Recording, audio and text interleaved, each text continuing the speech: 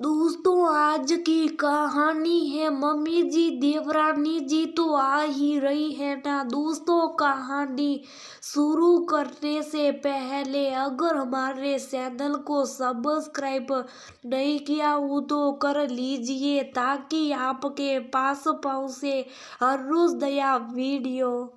अजीब सी बेचैनी बढ़ती चली जा रही थी मानसी की। क्या करे क्या ना करे कि वो आप को समझ में नहीं आ रहा था कि किससे पूछे, कौन उसका सही मार्गदर्शन करेगा। तभी माँ ने खाने के लिए आवाज दी। मम्मा, एक बात ने परेशान किया हुआ है। किस बात ने? तुझसे अकेले में कुछ कहा क्या? ध्रुव ने? नहीं मम्मा, वो तो बहुत अच्छे, उनसे तो वैसा कुछ भी नहीं हुआ। तो फिर मम्मा, वो लोग कह रहे थे ना अपनी बिजनेस के बारे में, मुझे ही संभालना होगा अपनी नौकरी छोड़कर। अच्छा हाँ, कावेरी बहन ने तो ऐसा बोला था, तो क्या फर्क पड़ता? बात भी क्या गलत है उनकी? तो जितना महीने भर में कमाती है उनके गले पर उससे ज्यादा एक दिन में आता है। मालती बोली, पर मम्मा, मेरी ये नौकरी में पैसों के लिए नहीं, आत्म संतुष्टि के लिए करती हूँ। अपनी शिक्षा के सदुपयोग के लिए करती हूँ ना, वरना हमारे घर में क्या खाने की दिक्कत है। इस बात पर मालती चुप हो गई। दरअसल मानसी एक सरकारी स्कूल में गणित की शिक्षिका थी। उसे पढ़ाना बहुत पसंद था। उसके स्कूल में हर तबके के लोग आते। वो हर बच्चे पर ध्यान देती और सबको अच्छा करने के लिए प्रेरित करती, और खेल खेल में इतने अच्छे ढंग से पढ़ाती कि सिर्फ छात्र ही नहीं, उनके अभिभावक ही नहीं, साथ के शिक्षक और प्रधानाध्यापक तक उसके मुरीद थे। मासी का रिश्ता ध्रुव से तय हुआ, जिसका पूरा परिवार ही बिजनेस करता था। पिता व दोनों पुत्रों की एक्सपोर्ट इंपोर्ट की कंपनी थी, और घर पर भी एक बड़ा कपड़ों का शोरूम था जिसे विवाह से पहले ननद और सास चलाती थी। पर जब से ननद शादी करके गई थी, सारा कुछ सास पर आ पड़ा था। वो तो इस बात पर खुश थी कि पढ़ी लिखी मासी आ जाएगी तो उनके बिजनेस और सार सांध लगा देगी। सब कुछ तय करके जाते जाते कावेरी देवी बोल गई, चलो अच्छा है, जल्दी ही हम मुहूर्त दिखाकर आपको खबर करते हैं। बेटी के जाने के बाद मेरा घर दवारी नहीं, बिजनेस भी सुनना पड़ा है। मासी आ जाएगी तो मैं निश्चय हो जाऊंगी।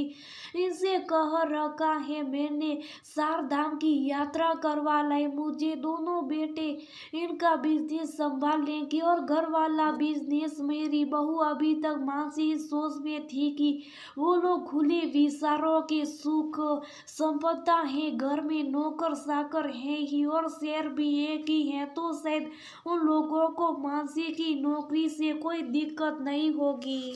बल्कि वो और खुश थी कि वहाँ इतनी संपदा है कि वो उन बच्चों के लिए भी कुछ कर पाएगी जिन्हें स्कूल आना भी नसीब नहीं होता।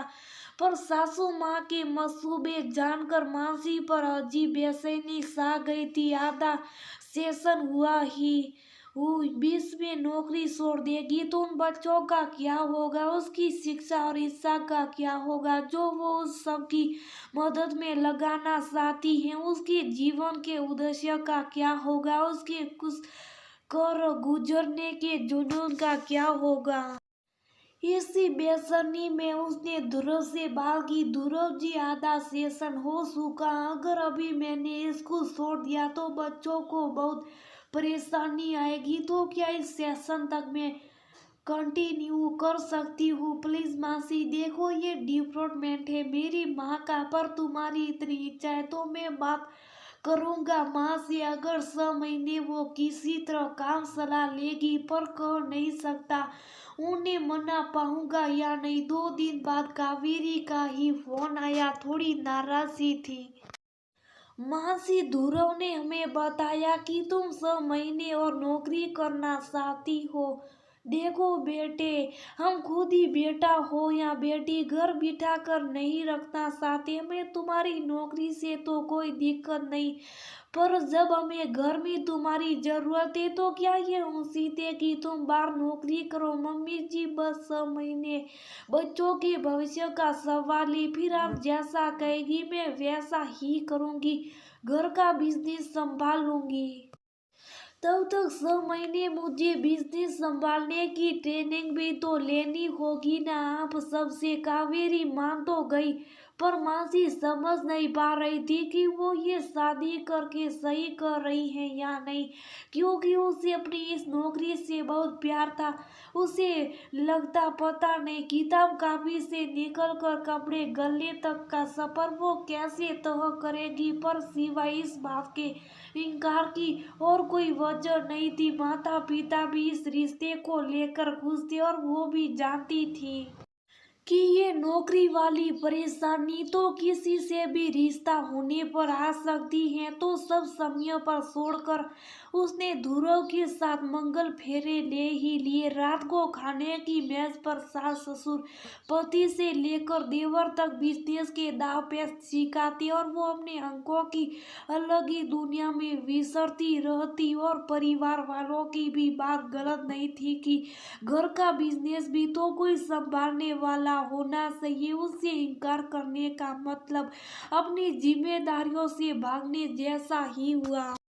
ना तो हर बीते दिन के साथ अपनी इस समस्या का समाधान ढूंढती जो उसे दूर तक नहीं देखता, पर इधर ईमानदार और सच्चा हो तो ऊपर वाला भी मदद करता ही। इसी बीच देवर के भी रिश्ते की बात सुनने लगी। 2 4 रिश्ते आए हुए थे। सास ने फोटो दिखाकर पूछा, मासी देख तो कौन सी लड़की अच्छी लग रही है तुझे। मम्मी जी लड़की तो सारी अच्छी है, इनका बायोडाटा भी दिखाइए ना। मासी ने तस्वीरों पर सरसरी डालते हुए का नीता एमबीए पढ़ते ही मानसी के दिमाग में अचानक से आया कि अगर इस लड़की से देवर की शादी हो जाए तो शायद उसे भी रास्ता मिल सकता है।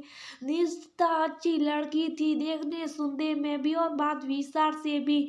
मानसी ने उसे जब बिजनेस संभालने की बात की तो वो बहुत खुश हो उठी।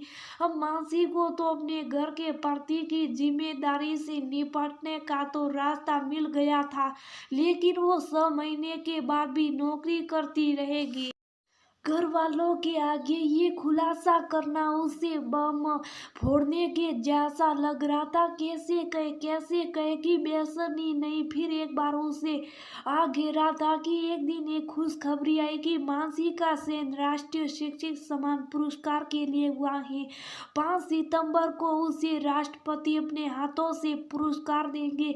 अब तो पूरे शहर के अखबारों, दुकानों और लोगों की जुबानों तक पर भी मानसी के एक सर से थे। पूरा परिवार खुश था।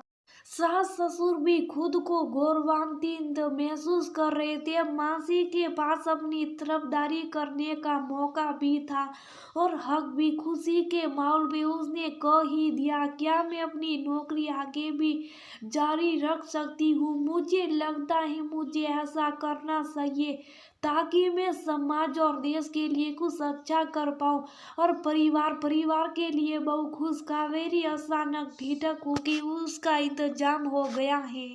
मम्मी जी देवरानी जी आ ही रही है ना। उनकी एमबीए की शिक्षा हमारी बिजनेस के ही काम आएगी। काम चलते रहने से मत तो मतलब है मैं क्या करूं या देवरानी जी। वो ने तो इसी विषय की पढ़ाई भी की है, सब पहले सोच लिया तो और बात कर ही लिया। तो फिर कहने सुनने के लिए बसा क्या। ना चाहते हुए भी कावेरी को हाँ भरनी पड़ी। मानसी खुश थी, कम से कम नौकरी का तो रास्ता बंद नहीं हुआ। इसके बाद वो एक गणित का शिक्षण संस्थान भी खोलेगी जिससे और भलाई कर पाए सबकी। पर धीरे धीरे होगा सब। जैसे ये रात निकल आई उसका भी रास्ता निकल ही आएगा। बहुत शौक रही हो देवरानी जी के नाम से, क्या बातें। जैसे ज्यादा तो तुम्हें खुश हो मैडम। क्यों। जब माता पिता के हरती ध्रुव ने चुटकी ले जे भी मुस्कुरा पड़ा। हाँ भैया भाभी की हिट लिस्ट में 1 से 10 तक उसे उसकी देवरानी जी हैं। देवर जी आपका इस घर का तो पता नहीं, पर मेरे लिए तो देवरानी जी के पाप बड़े शुभ है, तो भला क्यों ना रहे हिट लिस्ट में। मेरा तो मन करता है जोर जोर से चिल्लाऊं, मेरी देवरानी जी आ रही है, मेरी देवरानी जी आ रही है। कहते कहते खुशी से मानसी का स्वर ज्यादा ही ऊंचा हो गया। जे इसी को कहते बेगानी। शादी में अब्दुल्ला दीवाना ध्रुव और जे जोरों से हंस पड़े और मानसी तो अपनी खुशी से ऐसी दोहरी तीरी हुई जा रही थी।